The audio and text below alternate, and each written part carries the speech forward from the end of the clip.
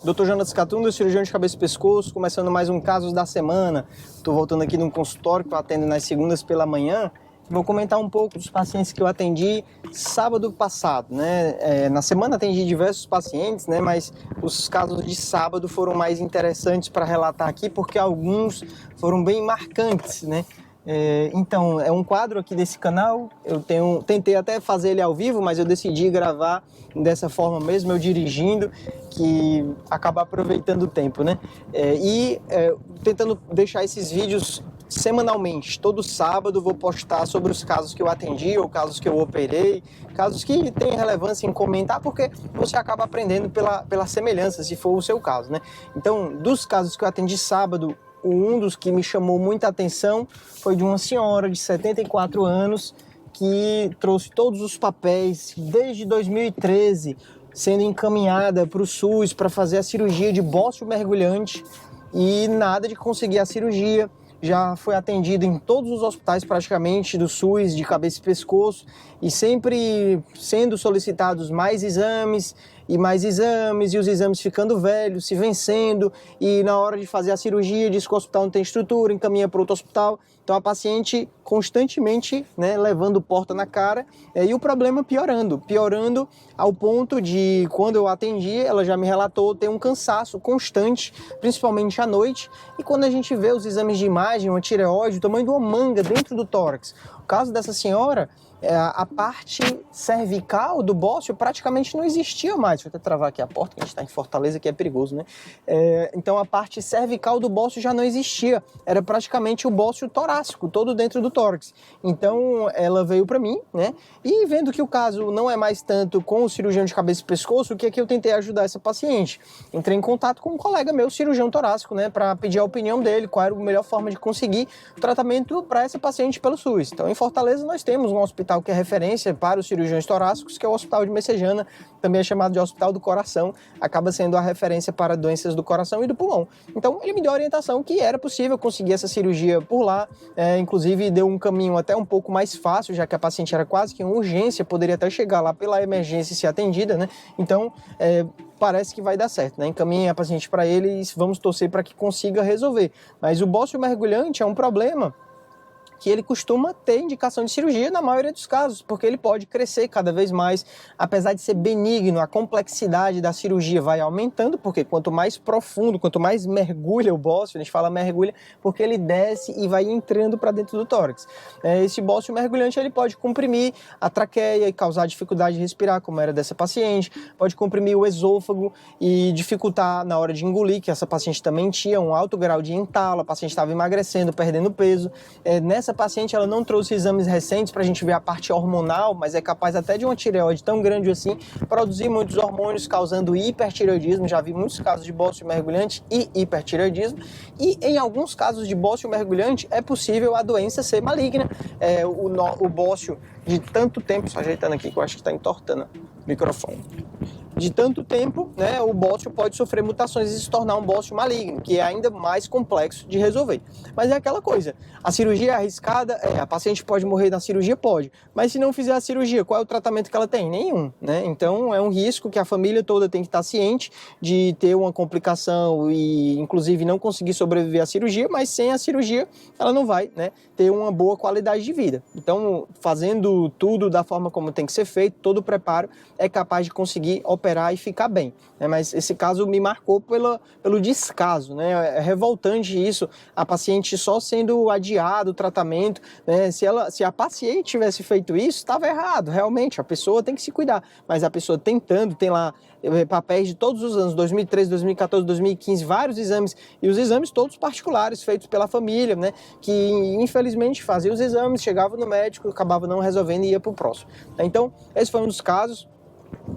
Outro caso também que chamou bastante atenção pelos bons resultados. Eu vi uma paciente de 50 e poucos anos que eu já tinha atendido, vendo os exames, a gente viu uma tireoide cada vez maior, principalmente por conta de um nódulo de 3,5 cm, misto, espongiforme, com punção benigna, mas já palpável, do tamanho de um ovo de galinha no pescoço, causando incômodo. Essa paciente, o volume da tireoide total de 46 centímetros cúbicos, o pré-operatório já todo ok, essa paciente a gente já estava aguardando fazer a cirurgia, né? Mas a paciente teve um problema, não teve condições de fazer a cirurgia naquela época, eu orientei, olha, aproveite esse tempo, né, antes de operar para cuidar da saúde.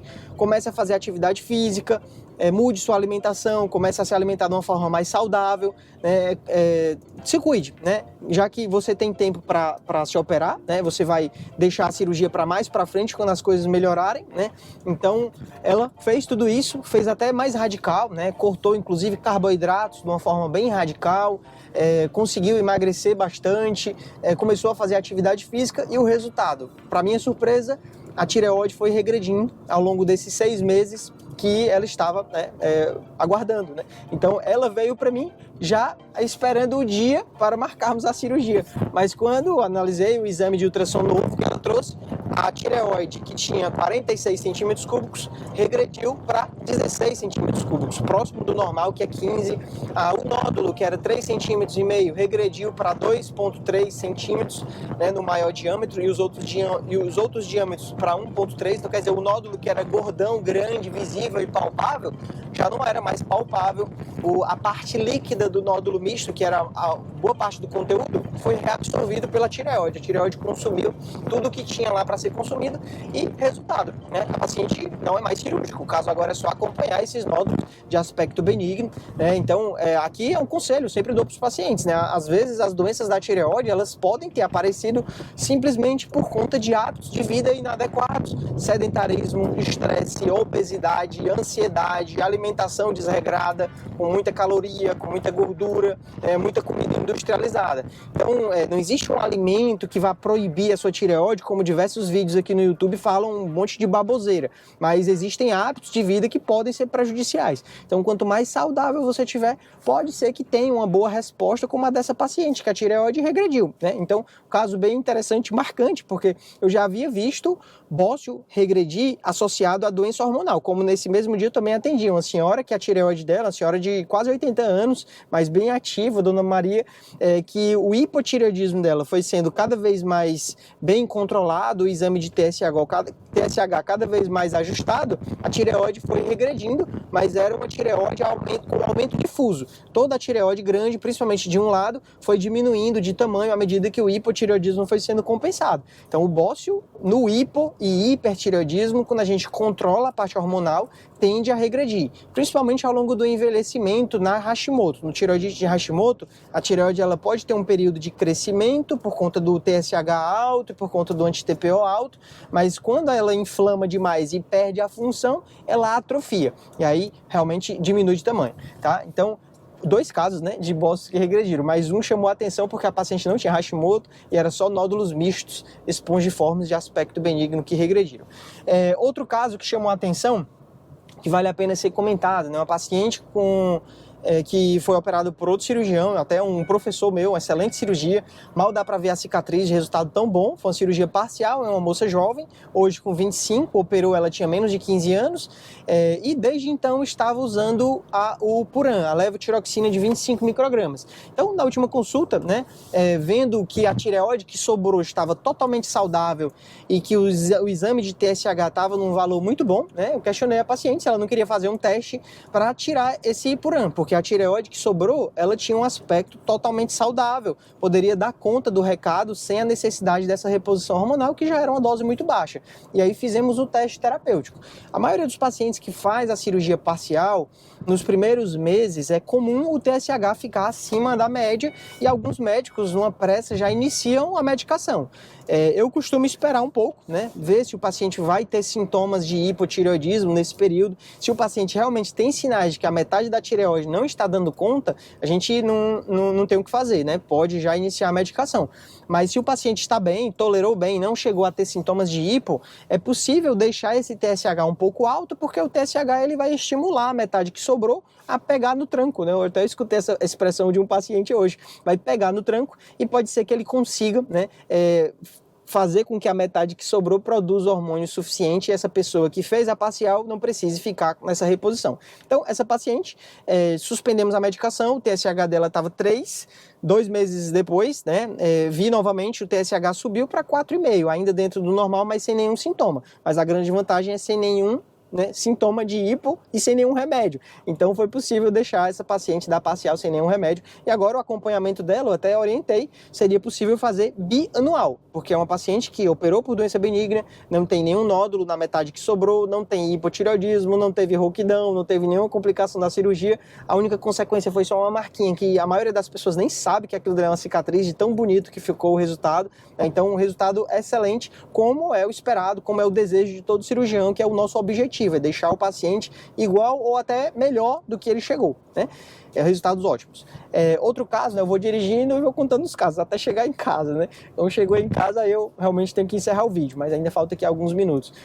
Outro caso que eu atendi é um paciente que veio para consulta por conta de um caroço no pescoço. Caroço grande, uma lesão endurecida na região lateral do pescoço, fixo a planos profundos, em um paciente com mais de 60 anos, que fuma e bebe. Então, um caso assim, antes de o paciente falar qualquer coisa, a gente já sabe que a principal suspeita é câncer.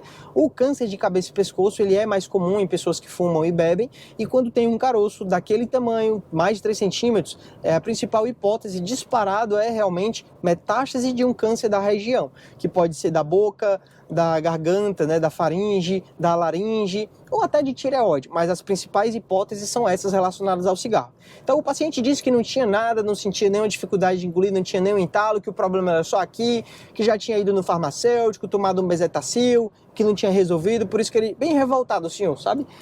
Todo cheio de razão, né? E entendido, né? Mas eu penso assim, se você vai num especialista, num médico, que é quem realmente entende do problema, você tem que escutar o que o profissional está dizendo. E esse paciente, eu disse, olha, eu vou fazer a laringoscopia e eu vou encontrar o problema e eu vou lhe mostrar. Pela experiência, né? Eu já imaginei que ali poderia ser ou um tumor na região da orofaringe, base de língua, ou da hipofaringe. A uroscopia, examinando a cavidade oral, não deu para ver a lesão, então provavelmente era uma lesão mais baixa. No exame de laringoscopia, estava lá uma lesão grande no seio piriforme, ela pegava tanto a parede posterior e se estendia para a parede lateral, quase chegando na anterior. Então, se fosse os 360 graus, né, a lesão pegava já quase metade, quase a metade da circunferência da faringe, uma lesão extensa, mas ainda sem causar paralisia de prega vocal, né, ela não entrava ainda para a laringe e não tinha nenhuma ulceração visível, não estava sangrando e possivelmente esse era o motivo do paciente não sentir nenhum sintoma na região. Então, o câncer de cabeça e pescoço, ele pode sim ser silencioso, ele pode não causar nenhum sintoma mesmo em tumores grandes, e o primeiro sintoma, principalmente em cânceres de hipofaringe, de seio piriforme, de base de língua, o primeiro sintoma marcante pode ser realmente a metástase no pescoço. Então, toda pessoa que fuma, o ideal seria nem fumar, mas se sente qualquer sintoma, mesmo sintoma leve, como uma dor na hora de engolir, um entalo, um pigarro, sintomas assim que não melhoram e principalmente se estão piorando, eles têm que ser investigados. Esse paciente, pelo tamanho do tumor primário e pelo tamanho da metástase, a gente já considera um estadiamento avançado, um tumor estágio 4, por conta do tamanho da metástase, que ele precisa agora fazer uma biópsia, né, da lesão principal, fazer uma coleta do tumor, que não dava para fazer porque era muito baixa, se fosse mais alta na amígdala eu poderia até biopsiar com o meu equipamento, né? Eu tenho uma pinça saca-bucado, mas era uma lesão mais baixa, precisa ser feito no centro cirúrgico sob sedação, né? Então, biopsiar a lesão para confirmar que é um tumor, confirmar que é o carcinoma espinocelular, o câncer mais comum dessa região, precisa fazer exame para estadiar uma tomografia de pescoço e de tórax, porque a gente quer ver o quão profundo é esse tumor, o quão enraizado, tanto o tumor quanto a metástase, e o de tórax, porque a gente quer ver se a doença já foi para o pulmão. No mundo ideal, o exame para estadiar nesse sentido seria o PET-TC, porque a gente teria uma noção, né, realmente de quão longe a doença foi, se está só no pescoço ou se já foi para outros locais. Precisa de exames para avaliar o estado de saúde desse paciente, tanto para a biópsia que ele vai fazer, como para o tratamento, que provavelmente, pelo tamanho da lesão, quase a circunferência toda, a cirurgia seria muito mutilante, seria uma cirurgia chamada faringolaringectomia total, remover toda a caixa da voz e parte da faringe, que é uma cirurgia que mexe muito com a qualidade de vida, né? Apesar de ser a cura do câncer, você pode deixar a pessoa curada, mas muito danificada, com muitas sequelas. Então, inicialmente, para casos assim, a gente pode tentar um tratamento tratamento com rádio e quimioterapia, já que a função está preservada. O paciente está conseguindo engolir, está conseguindo falar. Se você preservar esse órgão com quimio e rádio, pode ser que ele consiga ficar curado e com o órgão preservado. Mas, se não responder, o tratamento é esse, né? É o que tem para curar o paciente. Então, exames laboratoriais, exame de imagem, biópsia, exame de imagem, exames laboratoriais. Eu sempre recomendo, principalmente quando o paciente tem dentes em péssimo estado, passar no dentista para fazer todo o tratamento logo, desde o primeiro atendimento já em caminho, porque precisa remover os dentes que não estão bons. E se o paciente faz radioterapia com dentes naquele estado, aumenta muito o risco dele ter osteoradionecrose, não vai mais conseguir tratar da mesma forma depois, com risco até de ter sérias infecções dentárias depois da radioterapia. Encaminho para nutricionista para dar um aporte nutricional, porque o paciente já era magro e depois do tratamento, durante e depois do tratamento, ele pode perder ainda mais peso, porque a rádio e a quimio mexe muito com a capacidade de engolir, tira o sabor, tira a função das glândulas salivares, fica com a boca seca, então é muito difícil se alimentar de forma normal, o paciente acaba perdendo o apetite e sem comer ele vai ficar fraco, não vai aguentar o tratamento e vai morrer, né? E como ele não tinha dor, né, não passei nenhum remédio para dor, mas os pacientes que têm dor, uma das principais medidas iniciais é tratar a dor para que o paciente consiga justamente se alimentar, né? Então, esses foram as principais orientações para esse caso de câncer de seio piriforme, um câncer que começou lá nessa região da hipofaringe, da faringe, e foi para o pescoço, deu uma grande metástase. Tá? Então, o paciente reticente, sem acreditar no diagnóstico, né, uma das etapas, né, depois de ter um diagnóstico difícil, né, não é fácil para nenhuma pessoa, né, receber uma notícia dessa. Mas hoje, né, no passado, os médicos escondiam do paciente, não contavam a verdade, mas hoje não faz muito sentido, porque todas essas doenças elas têm tratamento e é um tratamento que o paciente precisa entender o que está sendo feito, entender quais são as chances de cura, quais são as possíveis complicações. Então, o meu papel como médico é contar tudo, eu não escondo nada, né? Eu digo tudo nos detalhes suficientes para que o paciente entenda. Até esses vídeos aqui, o objetivo é esse, né? Vocês terem informação sobre esse tipo de problema, né? E o paciente precisa, né? A família precisa se envolver, porque eu costumo dizer, provavelmente o problema mais difícil que essa pessoa vai ter na vida. Todos os outros problemas tem jeito, mas um problema como esse, se não for bem cuidado, ele vai acabar morrendo dessa doença, que é uma doença séria, uma doença grave, que infelizmente, além de lutar contra a doença, vai ser necessário lutar contra todo um sistema de saúde que não enxerga esses pacientes. Para conseguir uma consulta é muito difícil, para conseguir o exame é quase impossível. Pacientes que deveriam ser diagnosticados e tratados muito rápido para ter melhores chances, eles acabam perdendo tempo na fila e às vezes até morrem na fila sem conseguir nenhuma biópsia, ou faz a biópsia e não consegue o tratamento, radioterapia e quimioterapia. Então, outra orientação que eu dei para esse paciente, inclusive, é dar um encaminhamento para o SUS e dizer todos os caminhos que ele pode tentar. Caminho normal e no posto de saúde, com o encaminhamento que eu dei para o médico do posto, transformar em um encaminhamento formal do SUS, quais hospitais funcionam e quais hospitais não funcionam. Se for encaminhado para um hospital que não funciona, é melhor voltar para a fila e pedir para encaminhar para outro, porque senão vai morrer na fila. Quais hospitais têm meio que uma porta aberta, que ele pode tentar chegar lá e ser atendido de uma forma mais rápida. Então, infelizmente, a gente não tem uma emergência, né, oncológica, um atendimento rápido.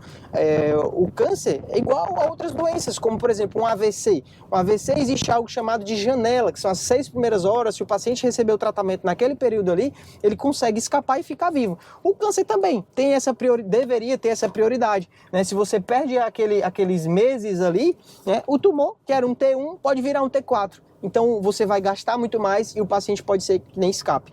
Mas infelizmente a gente não tem políticos que entendam do problema, a gente não tem cirurgiões de cabeça e pescoço o suficiente para brigar por isso, a maioria da população nem sabe disso, só quando já está doente, né? Então, sorte que a gente tem hoje em dia a ACBG, que é a Associação do Câncer de Cabeça e Pescoço, né, do Brasil, que eles têm atuado bastante em conseguir os direitos dos pacientes, mas mesmo assim é uma ação ainda limitada, ainda muito pequena, eles não têm têm, é uma ONG, né? Então eles não têm grandes recursos para atuar em grande escala, né? Então a gente, né, torce para que cada vez mais pessoas vejam essa causa, principalmente políticos, vereadores, deputados, e atuem nesse sentido. Eu não trabalho no SUS, eu espero ser chamado no concurso que eu passei para poder trabalhar no SUS e de alguma forma ajudar nesse sentido, né? Porque você estando de fora do sistema é diferente, né? Eu não tenho como realmente agilizar nada para o paciente, mas estando lá dentro a gente tenta de alguma forma facilitar muito, né?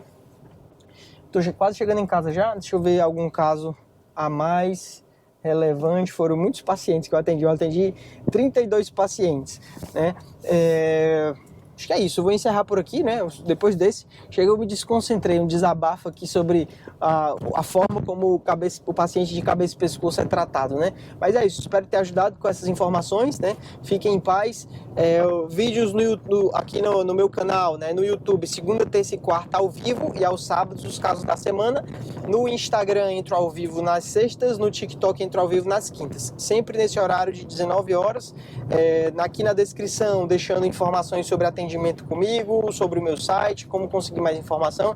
E é isso, um forte abraço e até o próximo vídeo. Espero que esse vídeo aqui dirigindo tenha prestado e tenha te ajudado. Deixa aí nos comentários o que é que você achou. Sempre curta os vídeos, compartilhe essas informações, que são informações extremamente valiosas.